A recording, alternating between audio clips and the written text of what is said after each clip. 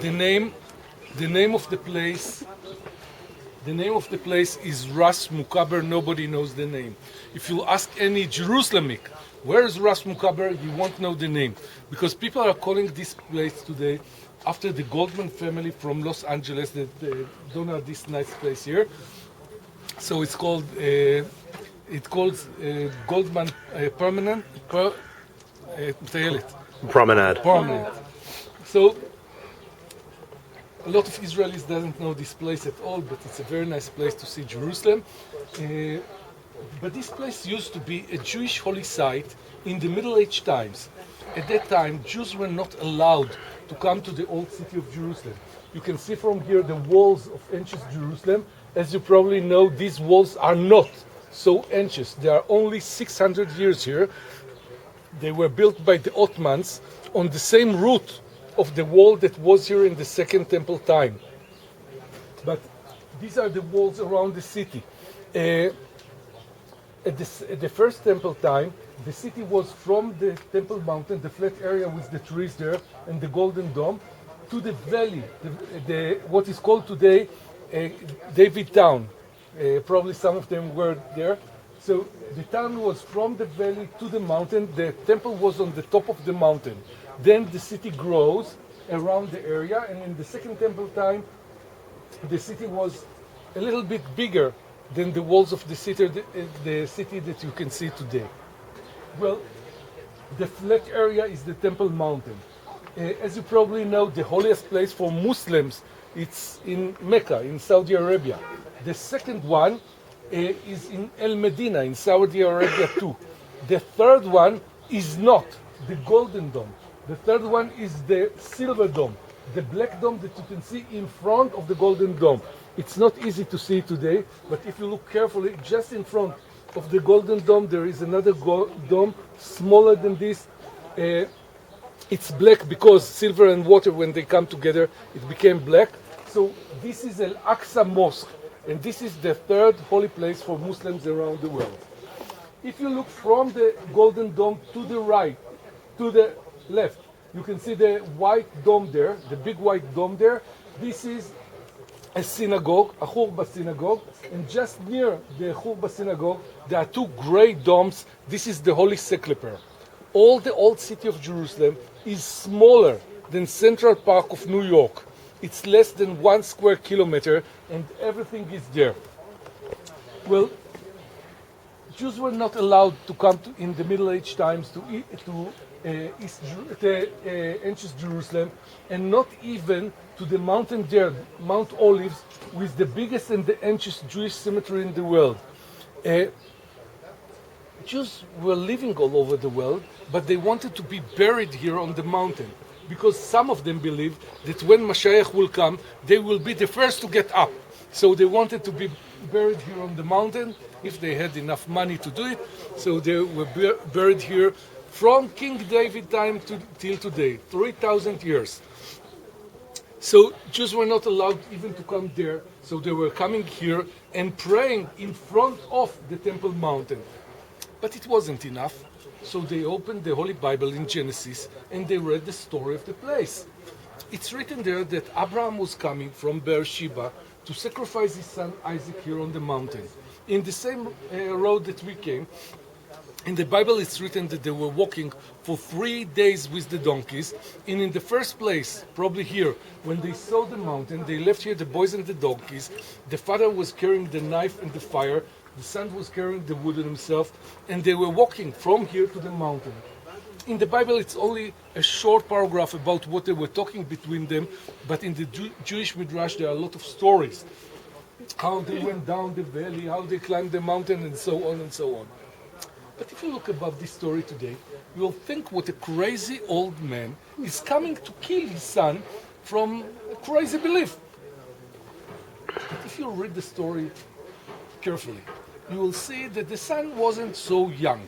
The son was 37 years old, and the father was a quite old man. He was 137 years old. So it's probably another story, but I didn't brought you here to tell you the stories of the Bible, because if I start, I won't stop.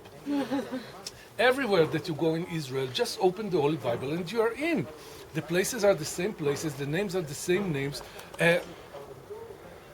Everything, all the stories happened here, except Megillat Esther that was in Parish, but everything happened here. But this place is holy not only for Jews, it's holy for Muslims, it's holy for Christians too. So whatever you do in East Jerusalem is very, very sensitive. So when the government sent me to build a fence in Jerusalem, they said to me, build a fence in the south between Bethlehem and Jerusalem, where we were. Build a fence in the north between Ramallah and Jerusalem. Leave the east side of Jerusalem open. It's too sensitive. We will put a lot of soldiers there and we will close the area. So we trained a special anti-terror unit. 1,500 very good soldiers from the army were moved to the border police. We trained them in the army and we moved them to the border police, and their mission was to close East Jerusalem. We called them Jerusalem envelope. But when the terrorists saw that Jerusalem is closed from the south and the north, and East Jerusalem is open, all the terrorists crossed through this area. So after a big terror attack in West Jerusalem, the government sent me to find the line in East Jerusalem too. Before I'll show you what I did, I want to open two of my maps. As I said before, I'm Abu Harita, so I have to open maps. Exactly on the green line, because the green line was drawn on maps, and this line was drawn on the ground. I walked with my staff on the ground and tried all the time to balance between the security needs and the rights of the people on the ground. So we have to climb this mountain, get down to the other valley, climb the next mountain. So therefore it snakes on the mountains. You can see that in three areas the lines get inside the West Bank, like those fingers here. We call them Ariel fingers because there is an Israeli town here, Ariel. The other one is here, it's Ma'ale Domim. Ma'ale Domim is in Israeli town too. And here is Gush Etzion. These are the three main Israeli settlement blocks in the West Bank. And the government wanted to defend those settlements by building the fence. So the decision was to include these areas inside the Israeli side of the fence, but to not include even one Palestinian village in the Israeli side. So it's very complicated to do it. But when my first mission was to block the terror from the West Bank to Israel, and they came to these three areas, and I knew that I'll have here a lot of problems, I first built here temporary fences and left this area to the future. Well, these areas are not completed yet. So although these three areas are not completed yet, you cannot cross from the West Bank to Israel unless you cross a checkpoint in your way. All these brown areas in my map are what is called Zone A, area where the Palestinian Authority have all the rights, the civilian rights and the security rights. The yellow areas and the green area here, these are Zone B, where the Palestinian Authority have all the civilian rights and Israel hold the security rights, and all the rest of the area, Zone C, is area where Israel have all the rights there. 99% of the Palestinian villages and towns are in Zone A and B. Only 1% of them are in Zone C under the Israeli civil administration. But all the Israeli settlements are in Zone C, of course. There's not even one settlement in Zone A or B. When you say the villages are included, does it also mean the property around the villages? Like No, I am talking about the villages where people live, the urban areas of these places. By the way, just to make it clear, there were Israeli settlements in areas which we transferred to Area B, and we dismantled them. That's right. This was in 1995. I was the bad guy to do it. Yes. You had mentioned that there's some parts where the fence actually breaks into Israeli territory. That's right. Can you point those out? It will be easier when I'll zoom into Jerusalem area. In these areas it's small parts, but in Jerusalem area it's the most problem. Of Jerusalem in a very small scale. You can see every single house here in this area. We are standing just here, and we are looking from here to the ancient city of Jerusalem. This is the Silver Dome, this is the Golden Dome. The black line around is the municipal area, boundary of Jerusalem. So this is Jerusalem, and it's surrounded by the West Bank. From three sizes, there are only one corridor from Jerusalem to the west. We call it Jerusalem Corridor, about 3 kilometers from the north to the south of this area. Well, the pink lines on this map are the wire fences, and the purple lines are the concrete walls. So you can see that sometimes it's inside Israel, and sometimes it's inside the West Bank, like here.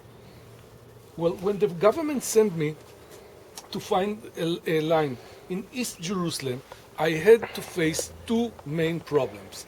The first one was an Israeli interior political problem, that in time of war, nobody wants to cut Jerusalem again. In time of peace, when we are talking about peace agreements, we can find solutions. Later I'll show you the solutions on maps. But in time of war, nobody wants to cut Jerusalem again. But the second problem was that the leaders of these Arab communities in East Jerusalem, they asked to meet me. And when I met them, they said to me, you cannot build it. I said, why? They said to me, we are living in a democrat country. In a democrat country, you cannot differ between a Jew and an Arab. We want to stay in the Israeli side. I said to them, well, you are right. So I moved to the second alternative. The second alternative was to put the fence exactly on the black line. But this line was drawn on maps, not on the ground. And so I couldn't build it, not from the humanitarian perspective. It cut houses, it cut neighborhoods, it cut the roots of lives of thousands of people. So I couldn't build it, not from the humanitarian perspective and not from the security perspective. So I had to move to the third alternative. The third alternative was to walk on the ground, trying to find the best line that will balance between the security needs and the rights of the people, that people can live with the fence. So you can see that sometimes it's in the West Bank, sometimes it's inside Jerusalem. In the end, we didn't come with the best line. We came with the less worst line that we can find. All these color spots here are different kinds of checkpoints around Jerusalem area. In the map, it looks like there are some enclaves, some areas that are surrounded by the fence. I don't believe that people can live in enclaves. And therefore, this is road number 443. It's a very strategic road to Jerusalem. It's the only alternative road to Jerusalem than road number 1. So it's a very important road for Israel, and I had to protect this road by the fence. But what to do with these 3 villages here? So before I constructed the fence around them, I constructed here a bypass road straight from these villages to Ramallah under the Israeli road. I built here a tunnel under the Israeli area from these villages directly to the west. So now they have free access, once to the west, once to the north, and they are not living in enclave. There is not even one enclave all around the fence.